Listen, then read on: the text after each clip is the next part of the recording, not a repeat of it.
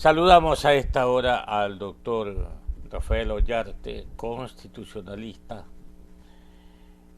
aquí en Huancavelica 830M y Caché FM. Buenos días, doctor, ¿cómo le va? Espero que esté bien, su familia también, y gracias por estar con nosotros. Buenos días, don Clever. Un placer estar con usted y con todos los amigos de Radio Huancavelica. También espero que estén todos bien allá en la gran ciudad de Guayaquil. Muy bien. Doctor, la consulta que los comunicadores le harían a usted, porque primero usted es también especialista en derecho electoral, que también podríamos conversar, pero acá hay un tema que está ahí. Hoy lo estamos nosotros tratando y alarmados también, que un asambleísta, un legislador de la República, ya está comprobado que está involucrado en actos de corrupción. Mi pregunta, ¿este señor tiene derecho a ganar sueldo o sus dietas? ¿Este señor puede ser juzgado sin pedirle autorización a la Asamblea Nacional, por ejemplo, doctor? A ver, recordemos que los señores legisladores son los que hacen la ley. Y muchas veces, y eso se demostró especialmente desde el periodo revolucionario, de que se hacen las leyes con evidente conveniencia de quienes van a cometer actos ilícitos. Recordemos nomás que todas estas cuestiones relacionadas con la irregularidad en la contratación pública, esto es, contratar contra norma reglamentaria expresa, antiguamente era peculado. Con el actual Código Integral Penal es solo tráfico de influencias. Ya ahí ya se comenzó a ver cómo venía la cosa, ¿no? Entonces, claro, la gente con razón, con mucha razón, dice, esto debería ser así. No es posible que un legislador que esté siendo procesado y encima que tenga una prisión preventiva continúe ganando sueldo. Y esta cuestión novedosa no es, pues ya aconteció, recordemos el caso de Esperanza Galván hace tantos años. Y ya desde aquel entonces se hablaba de este gran problema. ¿Cómo es posible que un legislador que no va a ejercer la función porque tiene una orden de prisión preventiva, continúa ganando sueldo? Esa es la ley de la función legislativa, hecha por ellos para ellos. Esa es la verdad de la milanesa. Ellos no van a hacer normas en beneficio del ciudadano, hacen normas en beneficio de ellos. Eso es lo lamentable de la democracia ecuatoriana.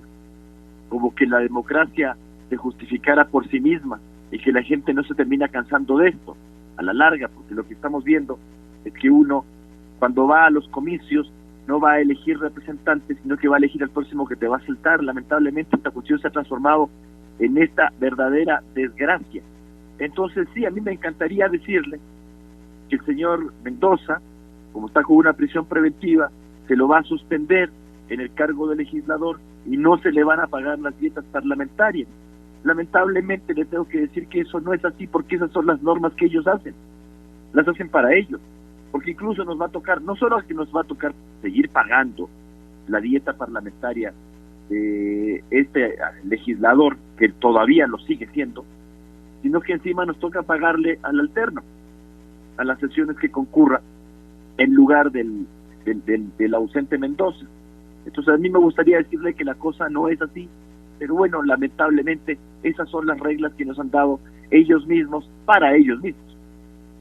Respecto de que si se le puede procesar sin el mal llamado levantamiento de inmunidad, así es. ¿Por qué? Porque en la Constitución del año 2008, establece que en todos los casos los asambleístas son inviolables por votos u opiniones. Aquí no se trataría de esto, no le estamos procesando por haber dado el voto en favor de una ley, por haber hecho tal pronunciamiento en un juicio político, por haber tenido tales expresiones en una interpelación. sino que se lo está procesando por un tema que no es un voto o una opinión dentro de la Asamblea, ni está relacionado con ella, porque si estuviese relacionado con ella, se debería requerir la autorización legislativa. Y se lo voy a poner de la manera más descarnada posible para que quede claro, porque así es la Constitución de Ecuador. Por ejemplo, si un legislador cobra por un voto, es decir, comete un acto de corrupción o hecho confusión por votar, se tendría que levantar la inmunidad. Así de absurda es la Constitución ecuatoriana, que otorga esta clase de protecciones y privilegios a los legisladores. Pero en cambio, si no se relaciona con el ejercicio del cargo, no se requiere ningún levantamiento de inmunidad.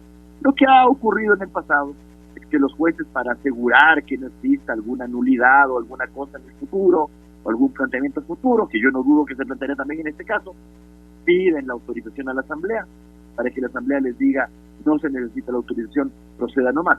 Siempre con el riesgo que te digan que no la autorizan. Es un riesgo, porque la Constitución ecuatoriana no es pues precisamente una Constitución felizmente hecha. Lamentablemente es así. Pero en este caso no se requiere la autorización parlamentaria para juzgarle al ex asambleísta Mendoza. Pero no tenga la menor duda de que el día de mañana el señor va a plantear alguna nulidad, alguna cuestión, porque no se pidió autorización a la Asamblea Nacional. Eso no lo dude. Ya lo lograron otros en el pasado, recuerda. 7 de la mañana, 48 minutos en Ecuador continental. Estamos dialogando con el doctor Rafael Ollarte, analista jurídico. Usted, mi estimado Lenín Artieda, con sus inquietudes para el doctor Ollarte. Gracias, economista. Doctor Ollarte, muy buenos días. ¿Cuál es la razón, el motivo por el que la Fiscalía se demora en actuar en estos casos de corrupción que, por ejemplo, en lo que refiere al IES, había sido denunciado hace un año, en junio del 2019 ya, por la Comisión Nacional Anticorrupción, y observamos que en el inicio de estos allanamientos, la Fiscalía nombra y dice que está actuando en función de esta denuncia que se presentó. El problema es que la denuncia se presentó hace un año. Usted que conoce de estos temas, doctor Ollarte, ¿dónde está la razón? ¿Cuál es el motivo que justifica actuar sobre una denuncia, entendemos que justificada, 12 meses después? A ver, a nosotros nos gustaría, y yo creo que a la Fiscalía también le gustaría, poder actuar rápida y eficientemente en todos los casos. Pero también hay que tomar en cuenta un tema. Los casos, lamentablemente, en nuestro país son muchos. Lamentablemente. Mire, estamos viendo una pobredumbre tal que no solamente que se está descubriendo lo que ocurrió en el pasado y respecto a lo cual nada se hizo con esos fiscales de papel, pues que nos ponía el correísmo, nos llegó a poner a su asesor político, al tío. Entonces, claro, todos esos casos están ahí acumulados, ¿no? Se sigue acumulando. Y mire, nosotros mismos no tenemos ya memoria, la memoria no nos da para acordarnos de tantos casos que están pendientes. Generalmente de lo que nos acordamos es de lo reciente, de lo que no se ha hecho, pero que nos acabamos de enterar que no se ha hecho. O sea, también es un tema de recursos.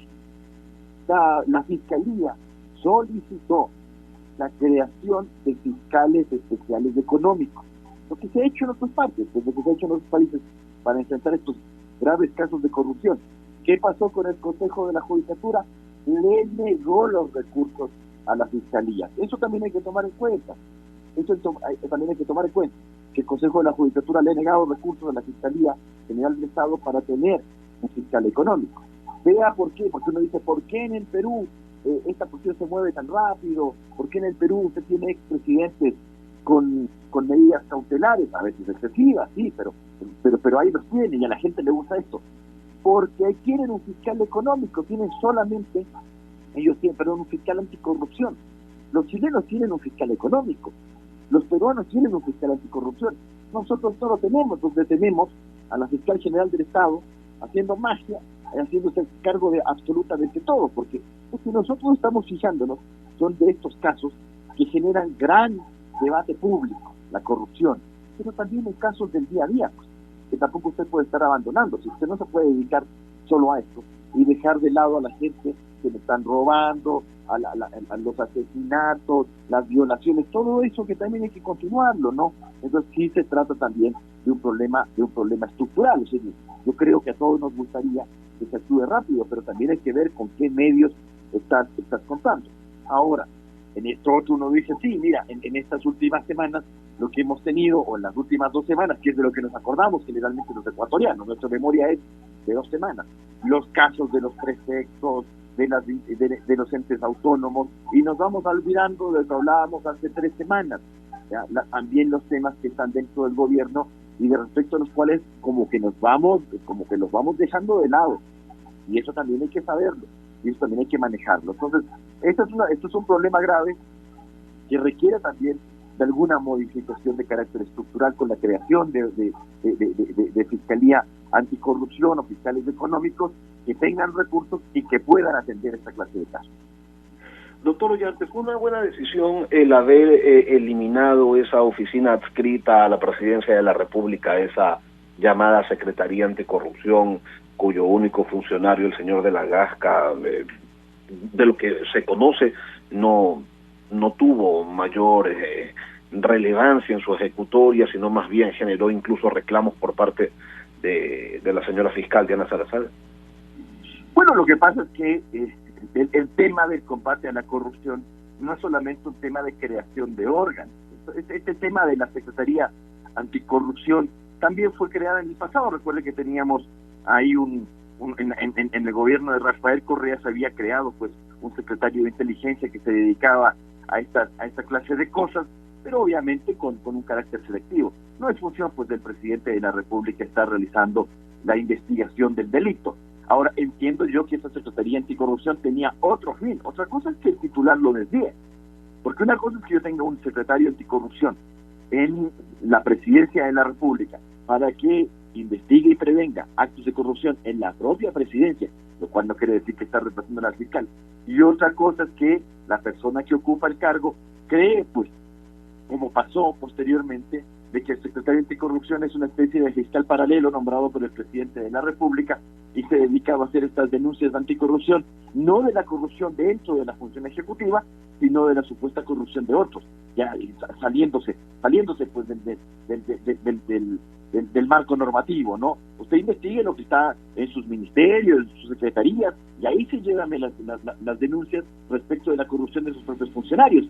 Pero no, pues aquí la cosa era hacer un poquito de show y llevarle cosas de otras partes. Y ciertamente eso ocasionó un choque entre las actuaciones de fiscalía, porque a veces, claro, para demostrar que estamos haciendo algo, te daban información que era relevante y que debía mantenerse en reserva para las investigaciones fiscales. Entonces, claro que había este choque. A la larga, lo que hizo Lenín Moreno es cortar por lo más fácil, desaparecer el órgano. Vea, nosotros en el Ecuador tenemos otros órganos constitucionales que chocan, pues bien, también nos hemos olvidado, porque ya parece que esa cuestión también ha quedado en el olvido. ¿Qué es lo que hace el Consejo de Participación Ciudadana y Control Social, sino reemplazar en mucho las facultades que tiene Fiscalía y Contraloría? Porque dicen, para lo que hace el Consejo de Participación Ciudadana, tengo una Contraloría y tengo una Fiscalía. La pregunta es, ¿y si la Fiscalía y la Contraloría no actúan? Bueno, pues entonces el problema no es las instituciones, sino las personas que ocupan esos cargos. Doctor Ollarte, se ha generado una suerte de discusión, usted seguramente ha escuchado, tiene referencias de ella, en relación a si debería o no aplicarse la prisión preventiva para los dignatarios que han sido involucrados en las últimas semanas en casos de corrupción. Uno de los criterios es que no todo el mundo tiene que guardar prisión preventiva, pero otro es que no es posible que personas que manejan recursos públicos y que son sospechosos o que están siendo investigados por casos de corrupción se les permita estar en libertad y que continúen manejando recursos públicos mientras son investigados por delitos tan graves. ¿Cuál es su criterio, su opinión sobre esto?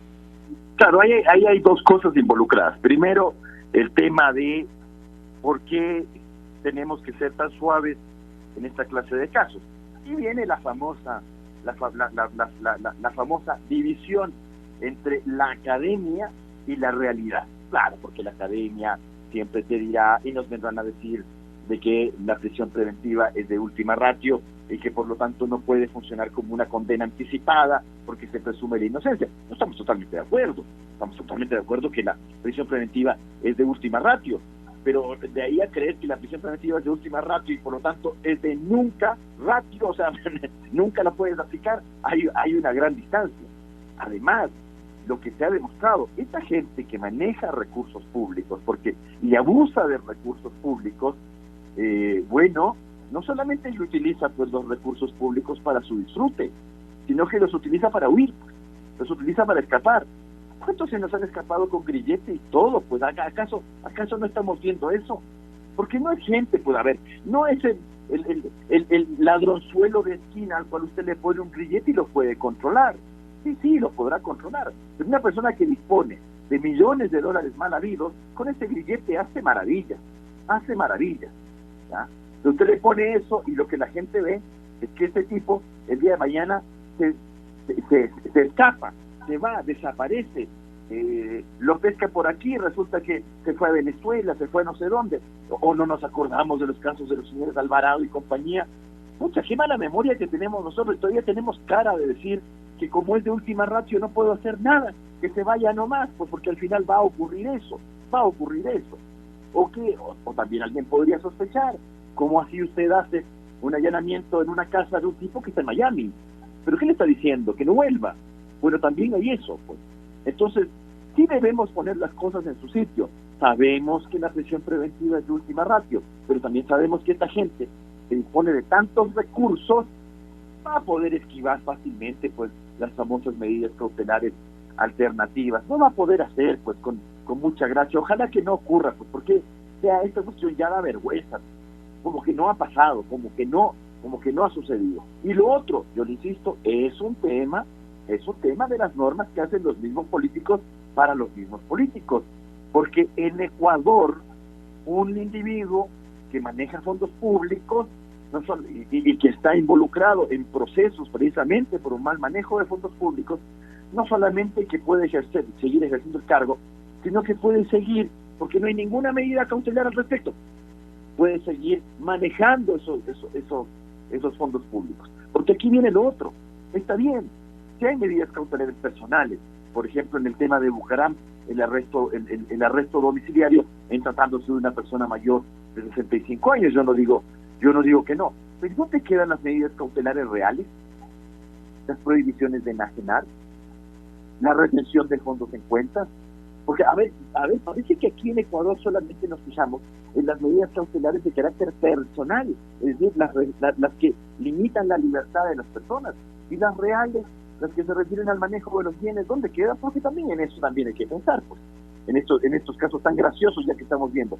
Mire, yo sé que nosotros somos seres humanos, y así nos sucede, nos fijamos más en el dinero cuando el dinero escasea.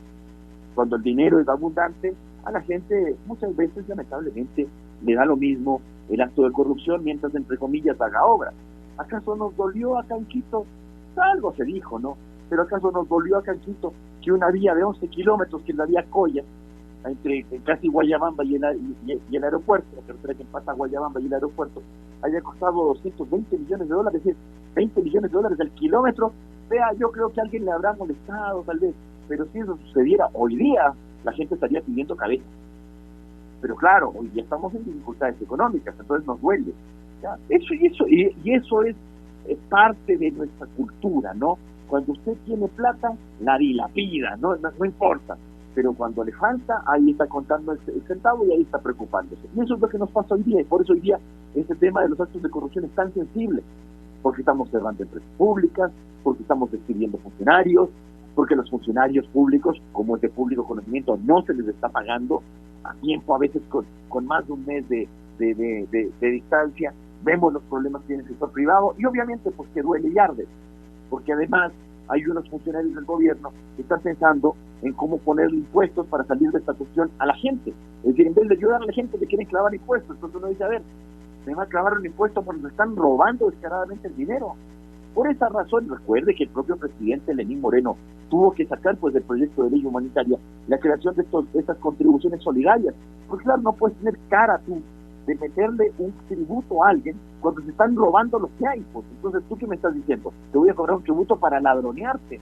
Entonces, eso es lo que está ocurriendo, ¿cierto? Entonces, que hoy día estos temas de corrupción nos tienen muy preocupados y generan una gran reacción ciudadana. Eso es precisamente por eso, pues por las carencias que tenemos el día de hoy. Queremos agradecerle al doctor Rafael Ollarte, constitucionalista, por sus criterios. Un abrazo, doctor. Muchas gracias por atender a nuestros requerimientos. Don Lenin.